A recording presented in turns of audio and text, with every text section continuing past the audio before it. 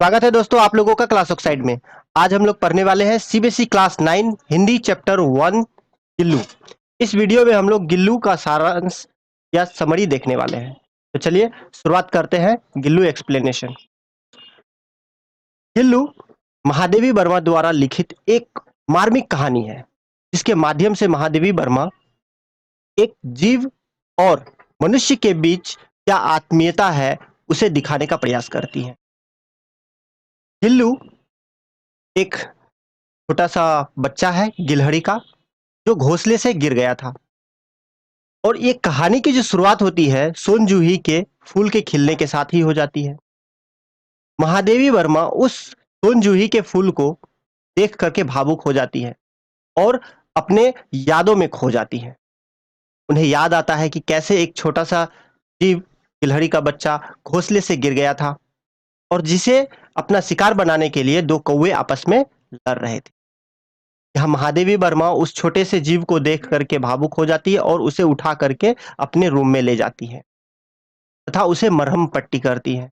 उसके घाव को रुई से पोंछती है। मरहम पट्टी करने के बाद उसे पेनिसिलिन लगाती है और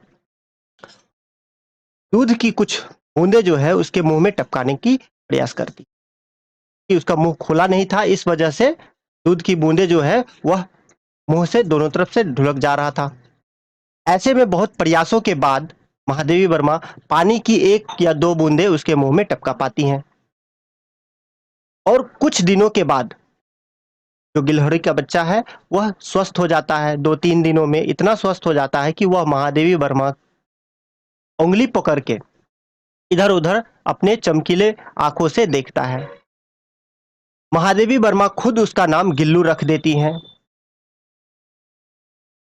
अब जब गिल्लू उसका नाम रख दिया जाता है महादेवी वर्मा उसके रहने का उपाय करती हैं। क्या करती हैं तो फूल की जो डाली होता है उसका झूला बना करके उसमें कुछ रुई रख करके महादेवी वर्मा क्या करती है, जो खिड़की है वहां लटका देती है ताकि वह बाहर भी देख सके और कमरे के भीतर भी देख सके।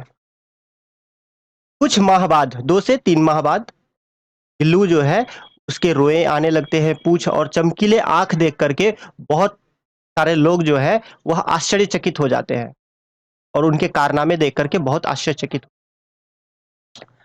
समय बढ़ता जा रहा था।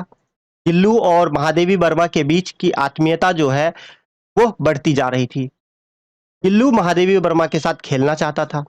जब भी महादेवी वर्मा लिखने बैठती तो गिल्लू उन्हें परेशान करता।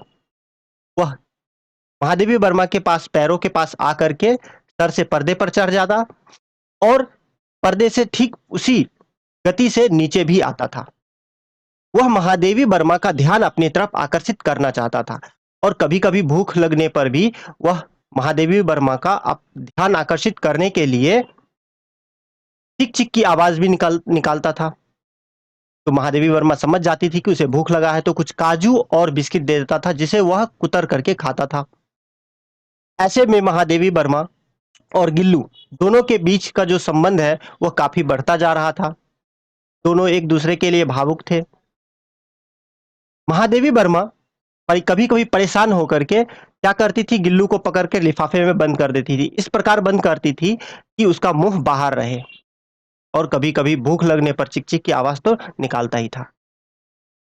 महादेवी वर्मा ने कुछ दिन नोटिस किया कि खिड़की के बाहर कुछ गिलहरियां आकर के आप गिल्लू को देखता रहता।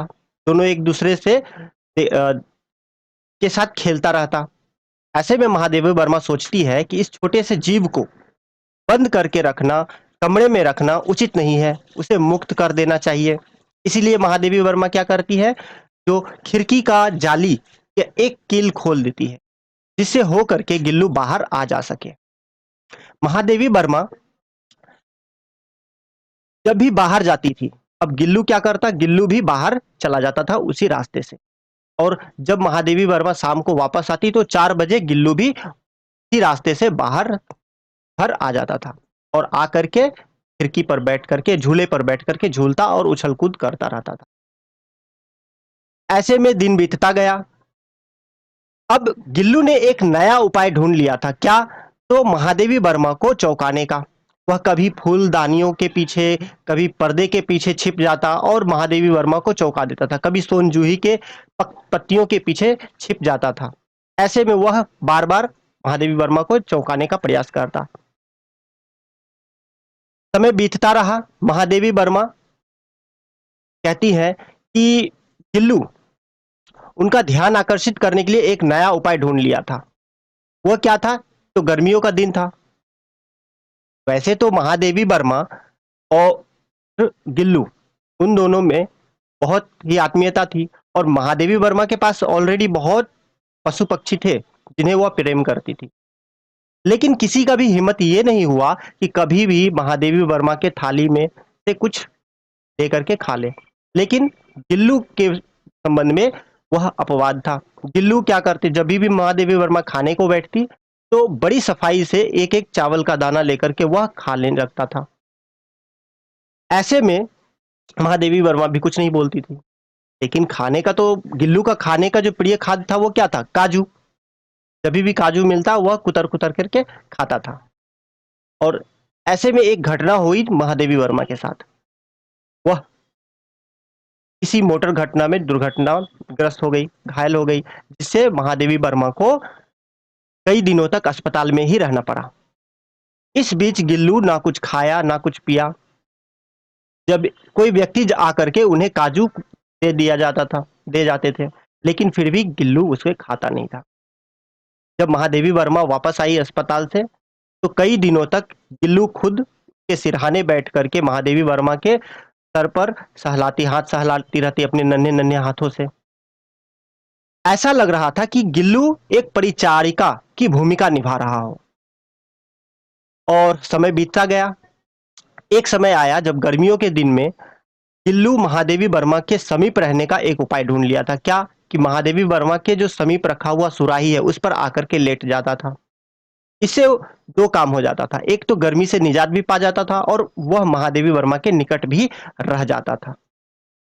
समय बीतता गया। महादेवी वर्मा कहती हैं कि जो गिलहरी है उसका जीवन का जो काल होता है 2 साल का ही होता है। और एक समय ऐसा आया जब महादेवी वर्मा को यह आभास हो गया कि अब गिल्लू का जो समय है वह निकट आ गया है। निकट कैसे उसको आभास हुआ? तो एक दिन गिल्लू ने कुछ नहीं खाया, दिन भर कुछ नहीं खाया। वह चुपचाप अपने झूले में पड़ा रहा। रात के समय में वह क्या किया? अपने झूले से उतरकर आए और महादेवी वर्मा के पास बैठ गया।